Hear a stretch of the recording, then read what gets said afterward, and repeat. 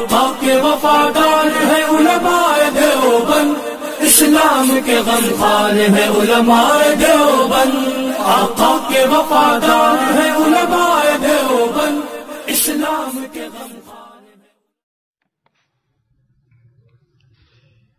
ایک مصری عرب جمعہ کے دن سب کے سامنے بول دیا کہ جمعہ سے پہلے 4 رکعت سنت، یہ بدعت ہے، یہ سنت نہیں ہے، اگر ہے تو ثابت کراؤ۔ یہ سن کر سب لوگ کشمکش میں ہیں۔ کیوں کشمکش میں ہونے کی کیا ضرورت پڑی بھی تمہیں؟ ابھی ایک دیوانہ سڑک پر بکتا رہے تو سارے لوگ پریشانی میں پڑ جائیں، ابھی کیوں کشمکش میں پڑو؟ بکنے تو دیوانے کو جو بڑھ اس کی دیوانے کی بڑھ ہے، بڑھتا رہے گا۔ یہ خواہ اپنے سر مصیبت وہ مول لے رہے ہیں۔ یہ سن کر سب لوگ کشمکش میں ہے کہ کیا کریں۔ حالانکہ وہ شخص عالم بھی نہیں، لیکن لوگ سمجھتا ہے کہ وہ عربی جانتا ہے، بہت بڑا عالم ہوگا۔ اس کا جواب اسی میں ہے کہ تم نے مصیبت خود ہی مولی ہے۔ ارے ایک عام آدمی بکتا رہے اور بڑبڑاتا رہے، آپ کو اس میں ٹینشن لینے کی ضرورت کیا ہے؟ نماز میں ناک کے نیچے ہاتھ باندھنا کیسا ہے؟ نماز میں ناک کے نیچے ہاتھ باندھنا کیسا ہے؟ سنت ہے۔ نماز میں ناک کے نیچے ہاتھ باندھنا سنت ہے، امام ابو حنیفہ کے نزدیک، اور حضرت امام شافعی علیہ الرحمہ کے نزدیک ناک سے اوپر ہاتھ باندھنا سنت ہے۔ ناک کے نیچے کا مطلب ہے کہ اس طرح سے ہاتھ باندھو کہ اوپر سے اگر آپ کوئی چیز بڑھائیں تو سیدھی ناک میں جائے۔ ناک کے نیچے کا مطلب یہ نہیں ہے، یہ ہے ناک کے نیچے کا یہ مطلب نہیں کہ ہاتھ نیچے لٹکا دیے جہاں تو لٹکتے رہیں، یہ مطلب نہیں ہے، لوگ ایسا غلط سمجھتے ہیں۔ ناک کے نیچے کا مطلب کہ ایسی جگہ باندھو کہ اوپر سے اگر کوئی لکڑی بڑھاؤ تو ناک کے اندر جائے۔ اور حضرت امام شافعی علیہ الرحمہ کے نزدیک ناک کے اوپر اور سینے کے نیچے سنت ہے، یعنی ہاتھ اس طرح باندھو کہ نیچے سے لکڑی بڑھاؤ تو ناک میں جائے، اور سینے کے نیچے یعنی پسلیاں جہاں ختم ہوتی ہیں اس سے نیچے، جہاں تک یہ پسلیاں ہیں یہ سینہ ہے، یہ پسلیاں یہاں یہ آخری پسلی آ گئی، یہ یہاں باندھیں گے، اور حنفیہ کے یہاں باندھیں گے۔ امام ابو حنیفہ علیہ الرحمہ کے نزدیک مسنون یہ ہے کہ ناک کے نیچے ہاتھ باندھے جائیں۔ حضرت امام شافعی علیہ الرحمہ کے نزدیک مسنون یہ ہے کہ ناک کے اوپر ہاتھ باندھے جائیں، سینے کے نیچے ہاتھ باندھے جائیں۔ حضرت امام مالک علیہ الرحمہ کی رائے یہ ہے کہ ہاتھ باندھے ہی نہ جائیں۔ امام مالک علیہ الرحمہ کے نزدیک ارسال، اللہ اکبر، بس یوں جیسے ہم قومے میں ہاتھ چھوڑ کر کھڑے رہتے ہیں پورے قاعدے میں، ایسے ہی ہاتھ چھوڑ کر کھڑے رہنا مسنون۔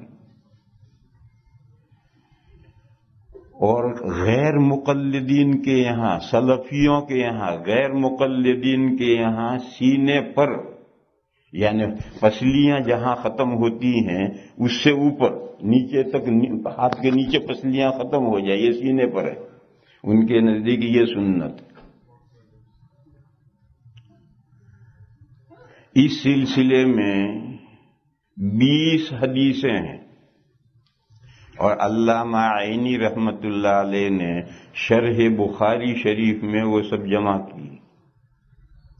ان میں 18 حدیثیں مرفوع ہیں، 2 حدیثیں مسند ہیں، وہ مرسل ہیں۔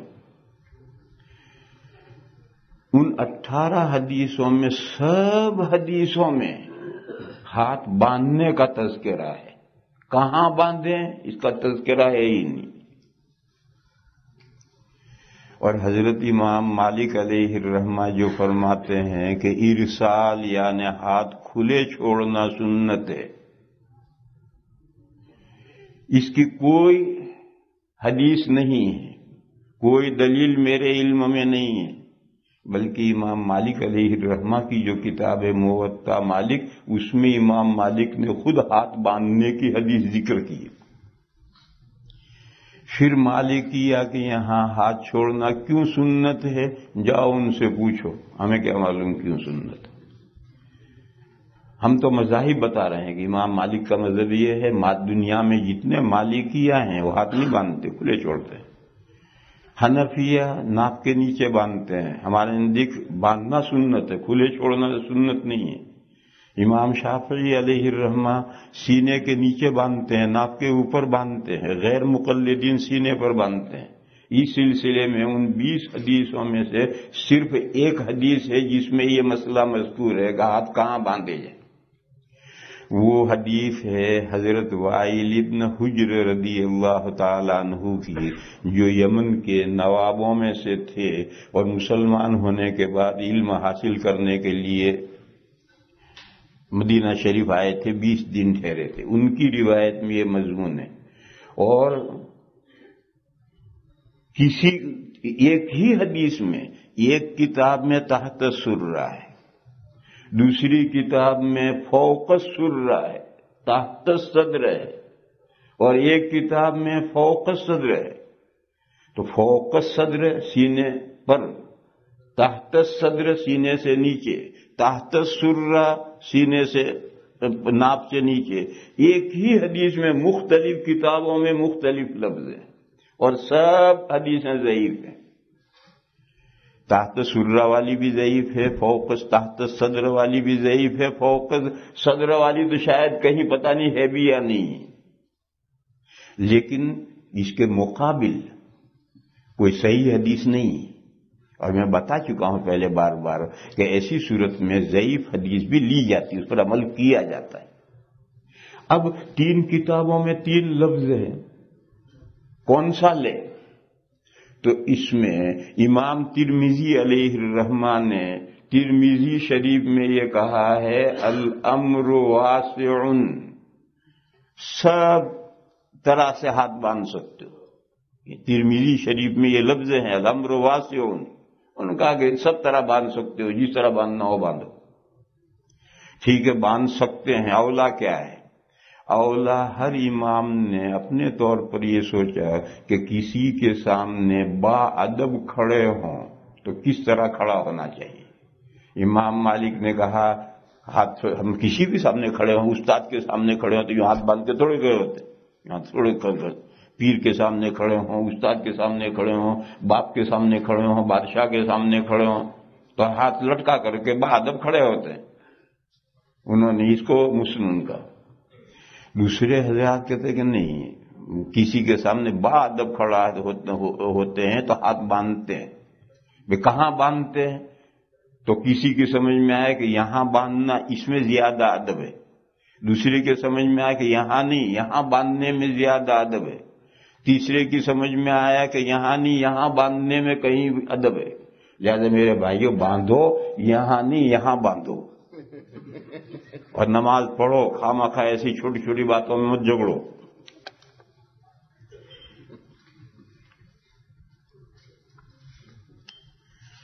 اگر آپ جماعت سے نماز پڑھ رہے ہیں اور ساتھ والا ساتھی، دیکھو اس کا جواب وہ خود ہی دے رہا ہے، اسی عبارت کو سنو، وہ خود ہی بتائے گا۔ اگر آپ جماعت سے نماز پڑھ رہے ہیں اور ساتھ والا ساتھی زور سے قرات کر رہا ہے اپنی نماز میں، وہ اور آپ ایک ہی نماز میں زور سے قرات کر رہا اپنی نماز میں، تو کیا یہ جائز ہے؟ ابھی تو سوال ہے، ابھی خود ہی جواب دے گا۔ اور اگر اس کی قرات ہمیں اپنی نماز میں پریشان کر رہی ہے، دیکھو اب جواب شروع کر رہا ہے، اور اگر اس کی قرات ہمیں اپنی نماز میں پریشان کر رہی ہے تو ان صاحب کو کس طرح بتائیں، اس کا کیا علاج ہے؟ خاص طور پر جب ہم اتحیات پڑھتے ہیں تب، اور جب وتر میں دعائے قنوت کے وقت۔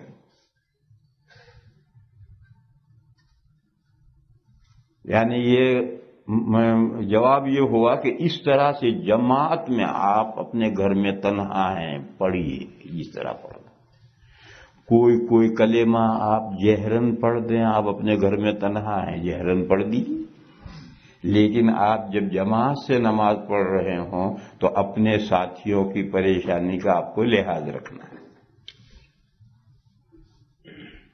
بعض مرتبہ وہ ساتھ والا اتنا زور سے کوئی کلمہ پڑھ دیتا ہے کہ ہم جو پڑھ رہے ہیں ہم بھول جاتے ہیں۔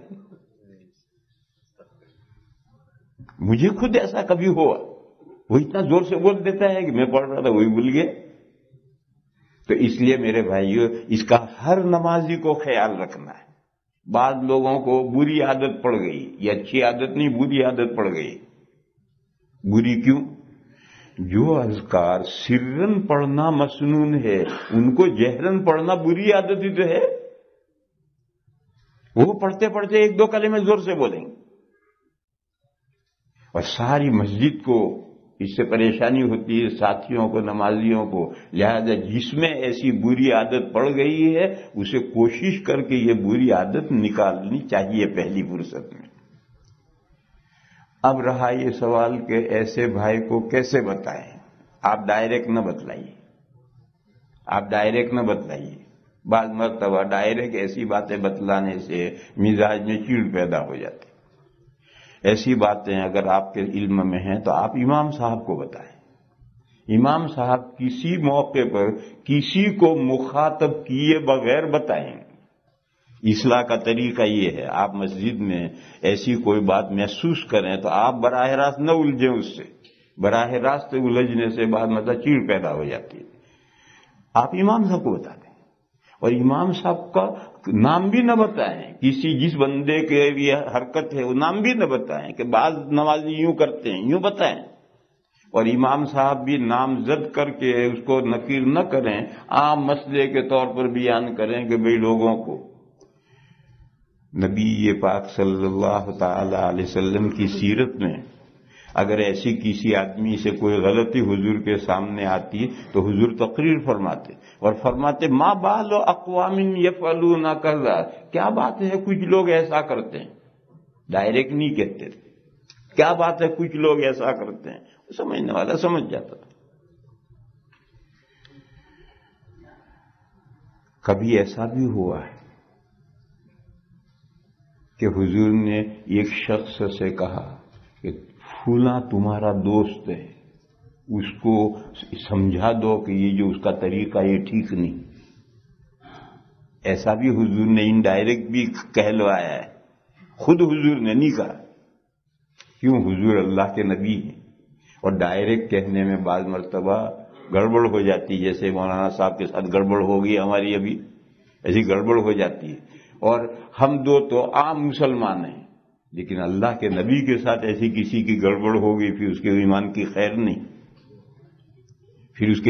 خیر نہیں، اللہ کے نبی کے ساتھ ایسی گڑبڑ ہو گئی تو حضور نے ڈائریکٹ نہیں کہا، اس سے کہا کہ تمہارا فلاں دوست ہے، اس سے کہو اتنے لمبے لمبے بال کیوں بڑھا رکھے ہیں اس نے۔ بہرحال مختلف شکلیں ہیں اس کی اصلاح کرنے کی، اور بہترین شکل یہ ہے کہ اس کی امام صاحب